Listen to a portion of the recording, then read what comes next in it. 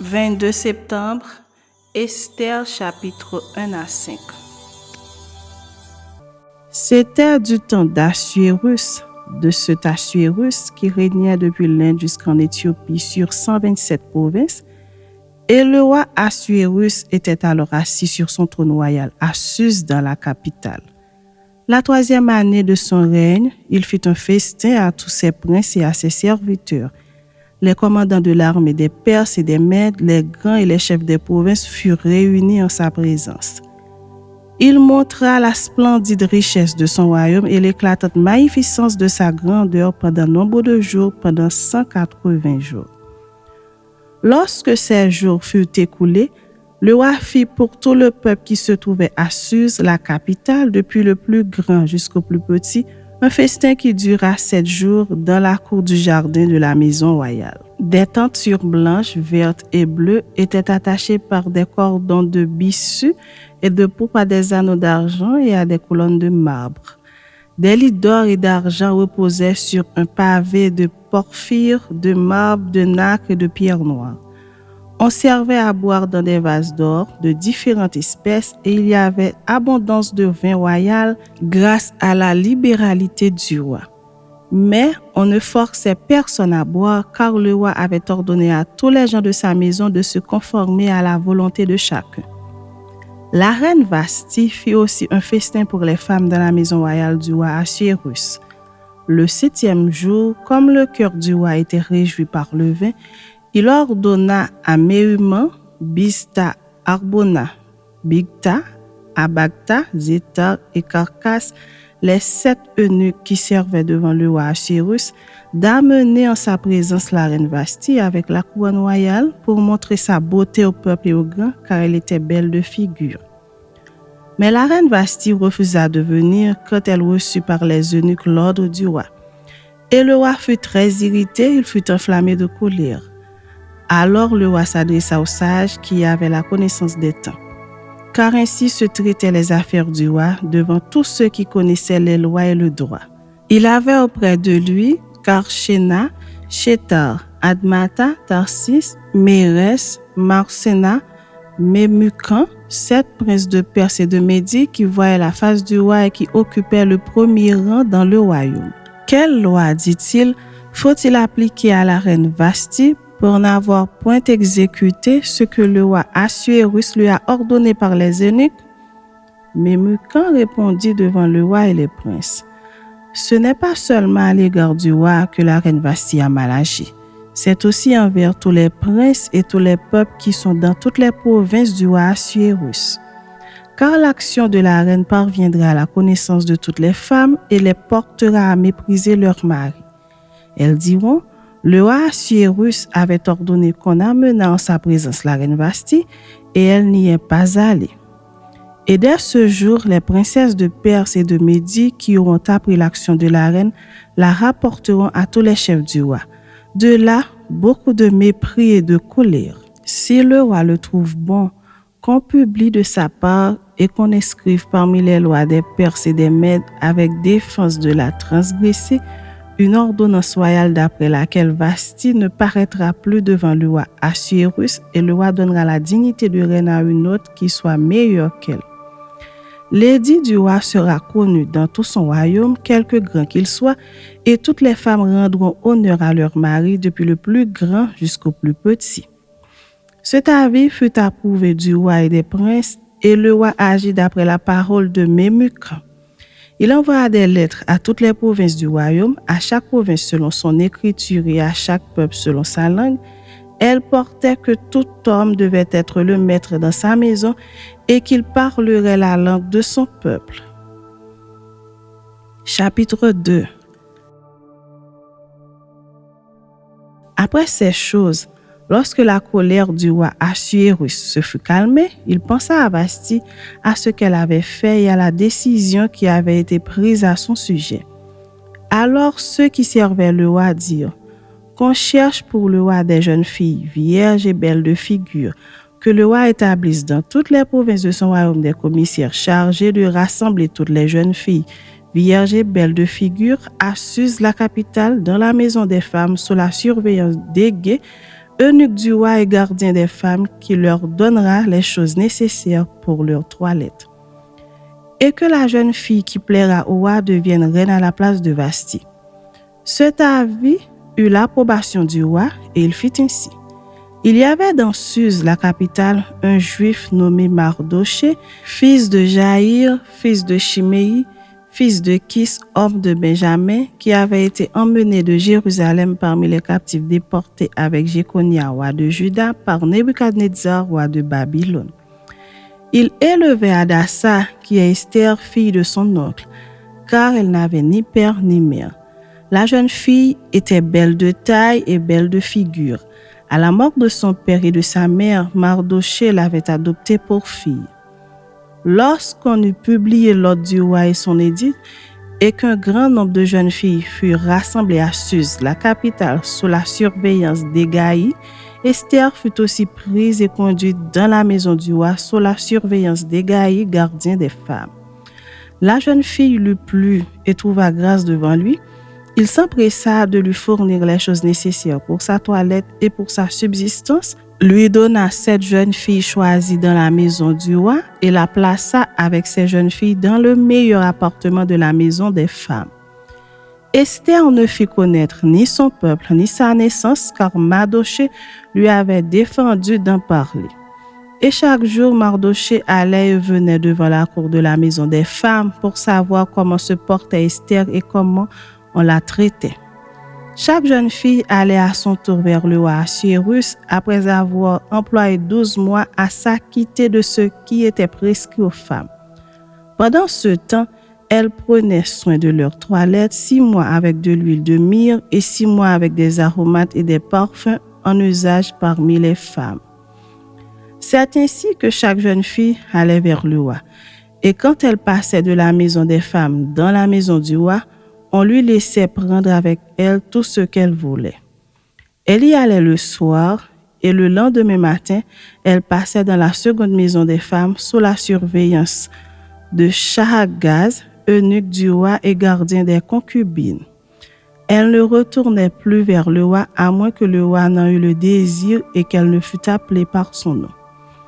Lorsque son tour d'aller vers le roi fut arrivé, Esther, fille d'Abichaïl, oncle de Mardoché qui l'avait adoptée pour fille, ne demanda que ce qui fut désigné par Hégaï, eunuque du roi et gardien des femmes. Esther trouvait grâce aux yeux de tous ceux qui la voyaient. Esther fut conduite auprès du roi Assuérus dans sa maison royale le 10e mois qui est le mois de Tébet, la 7e année de son règne. Le roi aima Esther plus que toutes les autres femmes et elle obtint grâce et faveur devant lui plus que toutes les autres jeunes filles. Il mit la couronne royale sur sa tête et la fit reine à la place de Vasti. Le roi donna un grand festin à tous ses princes et à ses serviteurs, un festin en l'honneur d'Esther. Il accorda du repos aux provinces et fit des présents avec une libéralité royale. La seconde fois qu'on assembla les jeunes filles, Mardoché était assis à la porte du roi. Esther n'avait fait connaître ni sa naissance ni son peuple, car Mardoché le lui avait défendu et elle suivait les ordres de Mardoché aussi fidèlement qu'à l'époque où elle était sous sa tutelle. Dans ce même temps, comme Mardoché était assis à la porte du roi, Bigtan et Teresh, 2 eunuques du roi, gardes du seuil, cédèrent à un mouvement d'irritation et voulurent porter la main sur le roi Assuérus. Mardoché eut connaissance de la chose et en informa la reine Esther, qui la redit au roi de la part de Mardoché. Le fait ayant été vérifié et trouvé exact, les 2 eunuques furent pendus à un bois et cela fut écrit dans le livre des chroniques en présence du roi. Chapitre 3. Après ces choses, le roi Assuérus fit monter au pouvoir Haman, fils d'Ammédatha, l'Agagite. Il l'éleva en dignité et plaça son siège au-dessus de ceux de tous les chefs qui étaient auprès de lui. Tous les serviteurs du roi qui se tenaient à la porte du roi fléchissaient le genou et se prosternaient devant Haman, car tel était l'ordre du roi à son égard. Mais Mardoché ne fléchissait point le genou et ne se prosternait point. Et les serviteurs du roi qui se tenaient à la porte du roi dirent à Mardoché: Pourquoi transgresses-tu l'ordre du roi? Comme il le lui répétait chaque jour et qu'il ne les écoutait pas, ils en firent rapport à Haman pour voir si Mardochée persisterait dans sa résolution, car il leur avait dit qu'il était juif. Et Haman vit que Mardochée ne fléchissait point le genou et ne se prosternait point devant lui. Il fut rempli de fureur. Mais il dédaigna de porter la main sur Mardochée seul, car on lui avait dit de quel peuple était Mardochée, et il voulut détruire le peuple de Mardochée, tous les Juifs qui se trouvaient dans tout le royaume d'Assuérus. Au premier mois, qui est le mois de Nisan, la 12e année du roi Assuérus, on jeta le pur, c'est-à-dire le sort, devant Haman pour chaque jour et pour chaque mois jusqu'au 12e mois, qui est le mois d'Adar. Alors Haman dit au roi Assuérus, « Il y a dans toutes les provinces de ton royaume un peuple dispersé et à part parmi les peuples, ayant des lois différentes de celles de tous les peuples et n'observant point les lois du roi. Il n'est pas dans l'intérêt du roi de le laisser en repos. Si le roi le trouve bon, qu'on écrive l'ordre de les faire périr, et je pèserai 10 000 talents d'argent entre les mains des fonctionnaires pour qu'on les porte dans le trésor du roi. » Le roi ôta son anneau de la main et le remit à Haman, fils d'Hammédatha l'Agagite, ennemi des Juifs. Et le roi dit à Haman, « L'argent t'est donné et ce peuple aussi. Fais-en ce que tu voudras. » Les secrétaires du roi furent appelés le 13e jour du premier mois, et l'on écrivit, suivant tout ce qui fut ordonné par Haman, au satrape du roi, au gouverneur de chaque province et au chef de chaque peuple, à chaque province selon son écriture et à chaque peuple selon sa langue. Ce fut au nom du roi Assuérus que l'on écrivit et on scella avec l'anneau du roi. Les lettres furent envoyées par les courriers dans toutes les provinces du roi pour qu'on détruisît, qu'on tuât et qu'on fît périr tous les Juifs, jeunes et vieux, petits enfants et femmes, en un seul jour, le 13e du 12e mois, qui est le mois d'Adar, et pour que leurs biens fussent livrés au pillage. Ces lettres renfermaient une copie de l'édit qui devait être publié dans chaque province et invitaient tous les peuples à se tenir prêts pour ce jour-là. Les courriers partirent en toute hâte d'après l'ordre du roi. L'édit fut aussi publié dans Suse, la capitale, et tandis que le roi et Haman étaient à boire, la ville de Suse était dans la consternation.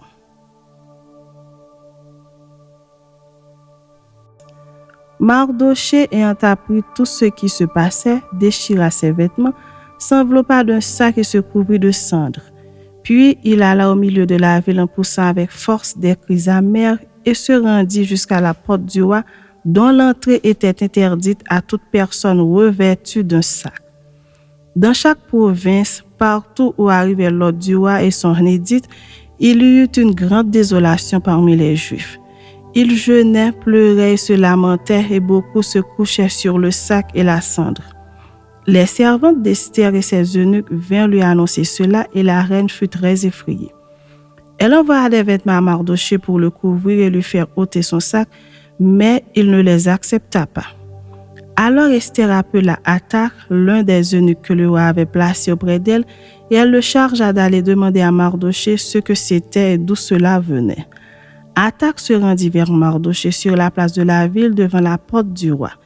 Et Mardochée lui raconta tout ce qui lui était arrivé et lui indiqua la somme d'argent qu'Haman avait promis de livrer au trésor du roi en retour du massacre des Juifs. Il lui donna aussi une copie de l'édit publié dans Suse en vue de leur destruction, afin qu'il le montrât à Esther et lui fit tout connaître. Et il ordonna qu'Esther se rendît chez le roi pour lui demander grâce et l'implorer en faveur de son peuple. Hathach vint rapporter à Esther les paroles de Mardochée. Esther chargea Hathach d'aller dire à Mardochée: tous les serviteurs du roi et le peuple des provinces du roi savent qu'il existe une loi portant peine de mort contre quiconque, homme ou femme, entre chez le roi dans la cour intérieure sans avoir été appelé. Celui-là seul a la vie sauve à qui le roi tend le sceptre d'or.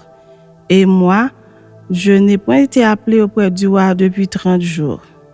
Lorsque les paroles d'Esther eurent été rapportées à Mardochée, Mardochée fit répondre à Esther: Ne t'imagine pas que tu échapperas seul d'entre tous les Juifs parce que tu es dans la maison du roi. Car si tu te tais maintenant, le secours et la délivrance surgiront d'autre part pour les Juifs, et toi et la maison de ton père vous périrez. Et qui sait si ce n'est pas pour un temps comme celui-ci que tu es parvenu à la royauté? Esther envoya dire à Mardochée, « Va, rassemble tous les Juifs qui se trouvent à Suse et jeûnez pour moi, sans manger ni boire pendant 3 jours, ni la nuit ni le jour. Moi aussi, je jeûnerai de même avec mes servantes, puis j'entrerai chez le roi malgré la loi. Et si je dois périr, je périrai. » Mardochée s'en alla et fit tout ce qu'Esther lui avait ordonné. Chapitre 5. Le 3e jour, Esther mit ses vêtements royaux et se présenta dans la cour intérieure de la maison du roi, devant la maison du roi. Le roi était assis sur son trône royal dans la maison royale, en face de l'entrée de la maison. Lorsque le roi vit la reine Esther debout dans la cour, elle trouva grâce à ses yeux. Et le roi tendit à Esther le sceptre d'or qu'il tenait à la main. Esther s'approcha et toucha le bout du sceptre. Le roi lui dit, « Qu'as-tu, reine Esther, et que demandes-tu? Quand ce serait la moitié du royaume, elle te serait donnée. » Esther répondit, « Si le roi le trouve bon, que le roi vienne aujourd'hui avec Haman au festin que je lui ai préparé. » Et le roi dit, « Allez tout de suite chercher Haman comme le désire Esther. » Le roi se rendit avec Haman au festin qu'avait préparé Esther. Et pendant qu'on buvait le vin, le roi dit à Esther, « Quelle est ta demande? Elle te sera accordée. Que désires-tu? Quand ce serait la moitié du royaume, tu l'obtiendras. » Esther répondit, « Voici ce que je demande et ce que je désire. Si j'ai trouvé grâce aux yeux du roi, et s'il plaît au roi d'accorder ma demande et de satisfaire mon désir, que le roi vienne avec Haman au festin que je leur préparerai, et demain je donnerai réponse au roi selon son ordre. » Haman sortit ce jour-là, joyeux et le cœur content. Mais lorsqu'il vit à la porte du roi Mardochée qui ne se levait ni ne se remuait devant lui, il fut rempli de colère contre Mardochée. Il sut néanmoins se contenir et il alla chez lui. Puis il envoya chercher ses amis Zeresh, sa femme. Haman leur parla de la magnificence de ses richesses, du nombre de ses fils, de tout ce qu'avait fait le roi pour l'élever en dignité et du rang qu'il lui avait donné au-dessus des chefs et des serviteurs du roi. Et il ajouta, « Je suis même le seul que la reine Esther ait admis avec le roi au festin qu'elle a fait, et je suis encore invité pour demain chez elle avec le roi. Mais tout cela n'est d'aucun prix pour moi aussi longtemps que je verrai Mardochée le juif assis à la porte du roi. » Zérek, sa femme et tous ses amis lui dirent, « Qu'on prépare un boireau de 50 coudées et demain matin demande au roi qu'on y pende Mardochée. Puis tu iras joyeux au festin avec le roi. » Cet avis plut à Haman et il fit préparer le bois. Chapitre 6. Cette nuit-là, le roi ne put pas dormir et il se fit apporter le livre des annales, les chroniques. On les lut devant le roi et l'on trouva écrit ce que Mardochée avait révélé au sujet de Bigtan et de Teresh, les 2 eunuques du roi, gardes du seuil, qui avaient voulu porter la main sur le roi Assuérus. Le roi dit, « Quelle marque de distinction et d'honneur Mardochée a-t-il reçu pour cela? » « Il n'a rien reçu, répondirent ceux qui servaient le roi. Alors le roi dit, « Qui est dans la cour? » Haman était venu dans la cour extérieure de la maison du roi pour demander au roi de faire prendre Mardochée au bois qu'il avait préparé pour lui. Les serviteurs du roi lui répondirent, « C'est Haman qui se tient dans la cour. » Et le roi dit qu'il entre. Haman entra et le roi lui dit, « Que faut-il faire pour un homme que le roi veut honorer? » Haman se dit en lui-même, « Quel autre que moi le roi voudrait-il honorer? » Et Haman répondit au roi, « Pour un homme que le roi veut honorer, il faut prendre le vêtement royal dont le roi se couvre et le cheval que le roi monte et sur la tête duquel se pose une couronne royale, remettre le vêtement et le cheval à l'un des principaux chefs du roi, puis revêtir l'homme que le roi veut honorer, le promener à cheval à travers la place de la ville et crier devant lui. C'est ainsi que l'on fait à l'homme que le roi veut honorer. Le roi dit à Haman, prends tout de suite le vêtement et le cheval, comme tu l'as dit, et fais ainsi pour Mardochée, le juif qui est assis à la porte du roi. Ne néglige rien de tout ce que tu as mentionné. Et Haman prit le vêtement et le cheval, il revêtit Mardochée, il le promena à cheval à travers la place de la ville et il cria devant lui. C'est ainsi que l'on fait à l'homme que le roi veut honorer. Mardochée retourna à la porte du roi et Haman se rendit en hâte chez lui, désolé, la tête voilée. Haman raconta à Zirex sa femme et à tous ses amis tout ce qui lui était arrivé. Et ses sages et Zirex sa femme lui dirent, si Mardochée, devant lequel tu as commencé de tomber, est de la race des Juifs, tu ne pourras rien contre lui, mais tu tomberas devant lui. Comme il lui parlait encore, les eunuques du roi arrivèrent et conduisirent aussitôt Haman au festin qu'Esther avait préparé.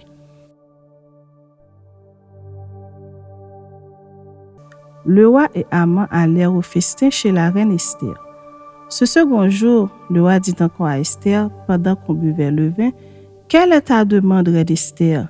Elle te sera accordée. Que désires-tu? Quand ce serait la moitié du royaume, tu l'obtiendras. » La reine Esther répondit, « Si j'ai trouvé grâce à tes yeux, ô roi, et si le roi le trouve bon, accorde-moi la vie. Voilà ma demande et sauve mon peuple. Voilà mon désir. Car nous sommes vendus, moi et mon peuple, pour être détruits, égorgés, anéantis. Encore, si nous étions vendus pour devenir esclaves et servantes, je me tairais. Mais l'ennemi ne saurait compenser le dommage fait au roi. » Le roi Assuérus prit la parole et dit à la reine Esther, « Qui est-il et où est-il celui qui se propose d'agir ainsi? » Esther répondit, « L'oppresseur, l'ennemi, c'est Haman, ce méchant-là. » Haman fut saisi de terreur en présence du roi et de la reine. Et le roi, dans sa colère, se leva et quitta le festin pour aller dans le jardin du palais. Haman resta pour demander grâce de la vie à la reine Esther, car il voyait bien que sa perte était arrêtée dans l'esprit du roi. Lorsque le roi revint du jardin du palais dans la salle du festin, il vit Haman qui s'était précipité vers le lit sur lequel était Esther et il dit, « Serait-ce encore pour faire violence à la reine chez moi dans le palais? » Dès que cette parole fut sortie de la bouche du roi, on voit là le visage d'Haman. Et Harbona, l'un des eunuques, dit en présence du roi, « Voici le bois préparé par Haman pour Mardochée qui a parlé pour le bien du roi est dressé dans la maison d'Haman à une hauteur de 50 coudées. » Le roi dit, « Qu'on y pende Haman. » Et l'on pendit Haman au bois qu'il avait préparé pour Mardochée et la colère du roi s'apaisa.